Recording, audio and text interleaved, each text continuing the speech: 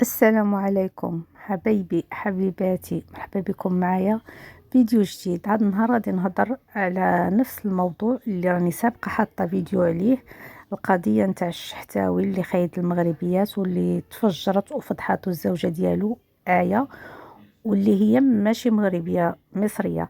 فهاد الشحتاوي خايد 3 ديال المغربيات مقضي عنا بالجمله الرخا كيخلع، بالاضافه للمصريات اللي الزوجه ديالو كما ذكرت في الفيديو نتاعها. وغادي نقول دابا باختصار انه هاد آية هي زوجة مصرية وكتخدم كوافيرة، استعان بها بما انه هو منتج باش تخدم لدوك الموديل اللي كيدير معاه في الاغاني وتمشط لهم وتقاد لهم، ومن تما بدات العلاقه المهم الزواج وزيد حتى وصلت انها مباشره بعد الزواج غادي تكتشف الوجه الحقيقي، انه حبسها، كان يمنع الماكله، ممنوع التطبيب، ممنوع زياره الاهل، ممنوع ممنوع ممنوع، لدرجه انها من ولدت الفاكسه كان ممنوع ليها باش تمشي ديرها للطفل نتاعها او البيبي ديالها. كما كتقول آية انها من تزوجته وفي عقد الزواج نتاعهم كان جايب شهاده العزوبه وتكتب لها بانه عازب ممزوج، اللي غادي تكتشف انه غادي تمشي عندهم البلاد نتاعهم اللي هي سوهاج، وهناك فين غادي تكون الطامه وغادي تكتشف من غادي تجي مرتو تهجم عليها مرتو المغربيه اللي غادي تاكل الخا ديال العصا. هذيك المغربيه اللي جات في الظن تاعي حتى هي ما عارفاش، لانها كون كتعرفها بان كاين عيالات اخرين كاع ما غادي تهجم على هذه. هي يمكن ظنت غير ان راجلها تزوج عليها من شافت عرفت بلا كاينه امراه، وحسب لها هي هذه هي الوحيده وهجمت عليها. فهاد المشاكل وهي قايمة غادي تطلع زوجة تانية اللي هي مطلقة من نفس الشخص، اللي غادي تقول بأن كل الهضرة ديال آية صحيحة 100%. هذا الراجل من نوع المزواج اللي كيعجبو يتزوج ويتسارى ويحبس المرأة ويتمتع بها، وفي الآخر يا إما يطلقها ويعيشها في نفس السجن، لأن لحد الساعة العمارة اللي ساكن فيها اللي مزوج فيها عيالاته بربعة ساكنة فيها امرأة الخامسة اللي هي الطليقة ديالو، يعني يطلقها وتعيش في نفس العبودية والسجن مقابل تاكل وتشرب وتعيش مع ولدها. يعني باش تشوفوا الشخصية المريضة، شخصية ماشي سوية اللي كتفكر عندها هاد التفكير. فهو في الخروج نتاعو باش يرد اي حاجه، اي سؤال كيكون مهم كيقول غادي نخلي الوقت للقضاء وغادي نجاوب بالادله وما كيعطيش جواب. مي كيسولوه انك مزوج، ايه كنت مزوج هذه، وكانوا عارفين، مع العلم ان الزوجه ورات العقد الزواج كتبين فيه بانه كان مزوج، انه من تزوج كان عازب. وايضا الطليقه كتقول نفس الشيء وكتتفق مع الزوجه بان كل شيء اللي صرا للزوجه ديالو آية طبق عليها هي ايضا. فباش تشوفوا يعني المغربيات نتاعنا اللي دا الاولى ومن بعد مشى خد الزوجه وخد الثالثه اللي معيشها في سوهاج محبوسه تما، ما عارفاش كاع هذيك ما عايشاش بعيد، الاخريات بعدا راه معيشهم في العماره حدا، اما هذيك مسكينه راه حاطها تما ما عارفاش بان عنده عيالات اخرين، ولا كل وحده عارفه بان الاخرى. فقمه الدل باش غادي تعيشي مع واحد الراجل حابسك، ما عندك حتى شي حقوق، يجي مين ترشقلو عليك، من ما ترشقلوش ما يجيش، من ما تبقايش عاجباه يهزك ويطلقك. بالاضافه لهاد الزوجات ما داير لهمش ما تبت... عفوا، فقط مكتفي بعقد الزواج اللي داروا لهم في المغرب. مين مشى في مصر ما ديكلاراش وما تبعش الاجراءات اللي خص توثق تما بالطريقه القانونيه حسب القوانين المصريه، فقط في المغرب.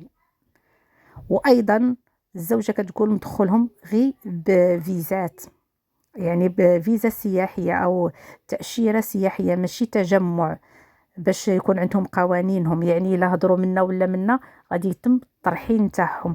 وشوف المساله نتاع الاطفال الا ما قبضهمش ورحلهم بوحديتهم، لان الاطفال نتاعهم مسجلهم وداير لهم شهاده الازدياد تما في مصر في البلد نتاعو اللي هي سوهاج. وفعلا الشرع عطا 4، ولكن عندها ظروف وعندها قوانين. واش واحد غير يتزوج ويطلق، يتزوج ويطلق وما عجباتوش هادي يدي هادي، يرد هادي يطلق هادي، يخلي هادي يحبسهم؟ واش تظنوا بان واحد كما اعترف وقال لهم ما يعني من قال لهم ضخموا ما عنديش 28 ولد، عندي 18، واش تظنوا بان راجل عنده 18 وقت راه ولد عفوا، دابا راه كتكون عندك واحد وجوج والبنت تلقى لهم الوقت، واحد كيقول لك بانه منتج وعنده محلات وعنده مشاريع وعنده، غادي يكون عنده وقت باش 18 ولد يتسارى بيهم ويدير بروغرام. النساء 4 مع العلم ان مرته كتقول 5، نديرو غير 4 ديال العيالات، غادي يكون عنده الوقت باش غادي يدير لهم بروغرام كامل، باش غادي يخرج كل وحده، باش غادي يكون عندهم حقهم من الخروج. راه اللي عنده مربي عزكم الله كلب في الدار راه كيخرجوا في العشيه يضرب به واحد الدوره باش يسرح رجيلاته باش يشم الهواء، ممنوع يحبس غير في الدار. وراه قال لك عذبت امراه في هره، فما بالك واحد حابس مراه، حتى الاكل شي مره ما قالت لك شي مره كيجوعهم. فيعني فأي إنسانية. فغادي نشوفوا التعاليق نتاع الناس اللي بحال المصريين الأحرار، ما كنهضرش على الشحتاويين اللي هما معلقين اش كيقولوا عليه.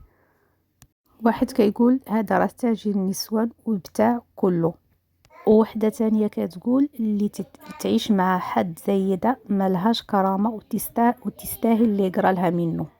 واسمعوا المغربيات. وايضا واحد التعليق كيقول متجوز 5 ستات ومسكنهم بعمارة واحدة وبيقفل عليهم بالمفتاح، وممنوع يزوروا اهاليهم ولا حد يجيلهم ولا يروحوا لحد. ومعظم ستاته، اسمعوا المغربيات المدلولات يا مو شنطات، معظم ستاته او زوجاته مغربيات، ومراته قالت بيشتغل في الآثار وتصوير النساء في أوضاع مخلة، وشافت الصور دي وكمان شافت صور لأطفال عدد كبير. وآخر زوجة رماها وخد ابنها وقال لها الواد توفى، وبعت لها فيديو للطفل يقطع القلب. إنسان مش طبيعي. هذا آراء المصريين فيه ولاد بلاده. تجي شي وحده مغربيه وتقبل باي واحد شحتاوي ما عارفه عليه حتى شي حاجه ويطلعها بفيزا تاع السياحه لمصر، وتلقى تما راسها في واحد الوضعيه بلا اوراق بلا قوانين بلا حتى شي حاجه. هو كذب وخدع بنات بلاده وصدق مزوج ووالد، فما بالك وهما اللي عارفين القوانين ولاد البلاد وعندهم العائله وعندهم الدعم وحاصلين دابا وطالعين وهابطين في المحاكم. وحده ما بغاش يعترف لها بولدها، وحده خطف لها ولدها. فشوفوا نتوما فاش عايشين معاه. وحنا عندنا المغربيات، كأنا بعدا نعرف وحده المهم نعرف وحده تعرفت مع واحد وحتى انه ما جاش خطبها، ما خطبهاش، تعرفت معاه قال لباها في الفيديو راني بغيت نخطب بنتك، ووافقوا ومشات هي هزت لافاليز تاعها ومشات عنده، هزتها ومشات عنده. واش كاين شي ديال الكترم هذا؟ ما خطبها، ما دار لها العرس، راه كيجيو يخطبوهم ويدير لهم العرس ومن يمشيو تما يلقاو المصائب الكحله. فما بالك هذا ما خطبها، ما داير لها العرس عفوا. والبنت غزاله وغير الشعر نتاعها كانت معروفه بداك الشعر نتاعها من كتجلس كي الاميره شعرها وصل للارض. فما خطبها ما كبلها، مشات حتى لعندو تما وتستاهل. فوت عليها واحد العذاب، واحد العذاب. ممنوع تهضر مع عائلتها، ممنوع تتكلم، لدرجة الفلوس كانوا عطاوها عائلتها واحد 2000 درهم، قلع حالها غير وصلت، قلع لها وراقها، بقات محبوسة. والديها ما قدوش يمشيو عندها تما، ما عارفين حتى لادريس نتاعها تما. باش تشوفوا نتوما كتبغي تهضر معاهم حتى يكون هو وتهضر 2 كلمات ويقطع لها. العذاب الشديد. حتى ساعدتها واحد جارته تما، عطاتها غير التليفون، هضرت مع مرت خوها في فرنسا. هي اللي مشات من فرنسا مشات لمصر، وهي اللي دارت تما المحامي وقدت تخرجها وتردها لبلادها. البنت مشات كي القمر، رجعت هيكل عظمي.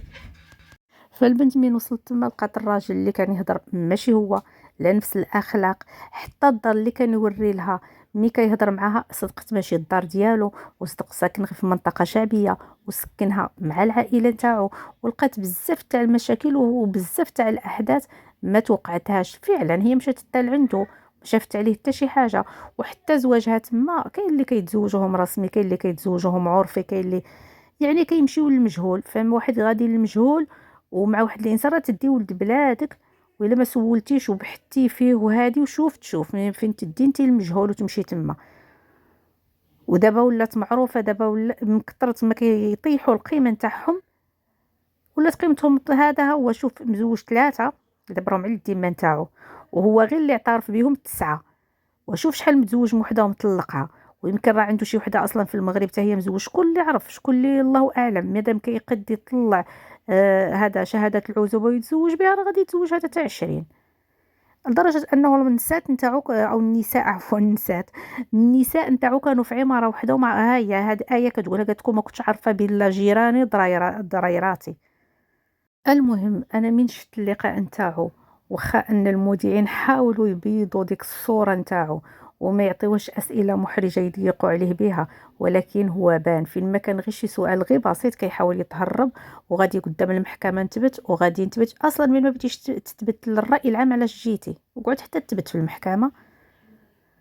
فكان بان بان البنت صادقه وهو كان كيكذب، وصورته طلعت مهزوزه، كان من الاشرف لو كاع ما يبانش. فانا كنحيي المراه نتاعو المصريه اللي ناضت وفضحاته. ومانيش عارفه هاد المغربيات اكيد راهم يكونوا سمعوه بعد هاد الضجه، لانه تعرف ما عرفتش انا الوضعيات نتاعهم، واش هما محبوسين ما عندهم اوراق ولا كيفاش وضعيتهم، او ما عندهم قلب او مدلولات، الله اعلم.